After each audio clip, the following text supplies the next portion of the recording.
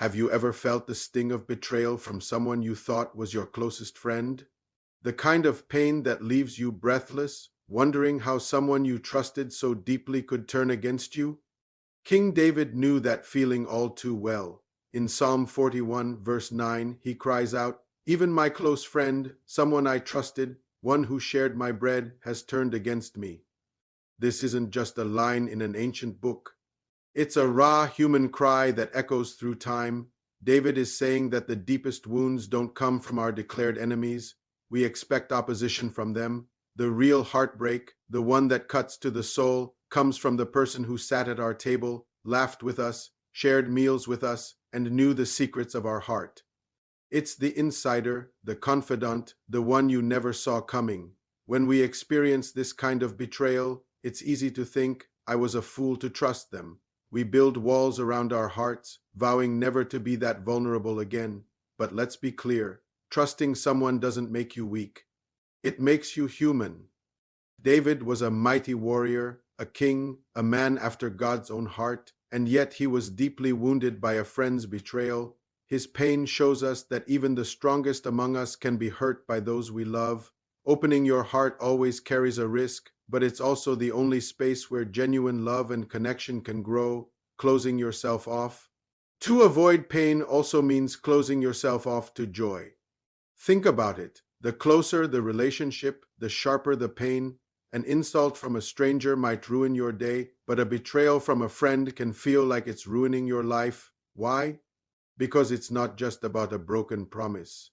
It's about broken fellowship. It shatters the sacred space you built together. The trust, the memories, the shared vulnerability, it all feels contaminated. It's a violation of the highest order. In David's time, sharing bread was far more than just having a meal. It was a powerful symbol of intimacy, peace, and covenant. When you ate at someone's table, you were entering into a bond of loyalty and mutual protection. It was an unspoken agreement that said, "We are family, we are safe with each other." So, for someone who shared your bread to then lift their heel against you, as the original language suggests, was the ultimate act of treachery. It was like they used the very symbol of your unity as a weapon against you. It was a profound and shocking betrayal. This verse is so powerful that it echoes into the New Testament. It's a prophetic glimpse into the life of Jesus himself. David's pain was a shadow of the agony Christ would endure in the Garden of Gethsemane. Who betrayed Jesus? Not a Roman soldier, not a Pharisee who openly opposed him, but Judas Iscariot, one of the 12, a disciple who walked with him, listened to his teachings, and shared meals with him. Judas, who dipped his bread in the same bowl as the Son of God, turned against him with a kiss, the very sign of affection. David's experience gives us a small window into the immense sorrow Jesus must have felt in that moment of ultimate betrayal. If you've walked this painful road, it's easy to feel isolated, as if something is uniquely wrong with you or your life. But the truth is, betrayal is often a part of the believer's journey. It's a harsh reality, but sometimes God allows these painful experiences to serve a greater purpose. He might be using this rejection to redirect you. He might be detaching you from people who cannot go where He is taking you next. What feels like a dead end might actually be God closing a door to force you onto a new, better path. Rejection often becomes divine redirection. One of the most comforting truths in these situations is that nothing is hidden from God. You might be completely blindsided by the betrayal. You may have had no idea about the secret conversations, the hidden motives, or the plotting that was happening behind your back. But heaven hears every whisper. God sees every table turn. He is not surprised by what surprised you. He was there, watching over you, even when you felt most alone and deceived. He sees the truth, and He is a God of justice. And here's the most powerful truth of all. Betrayal never cancels your destiny. It might feel like it, but it doesn't have the final say. Look at the evidence. David was betrayed, but he still became the great king of Israel. His story didn't end with his friend's treachery. Jesus was betrayed, but he still went to the cross, rose from the grave, and secured redemption for all of humanity. In fact, the betrayal was a necessary part of the story, a twisted step on the path to glory. Your story doesn't end here either.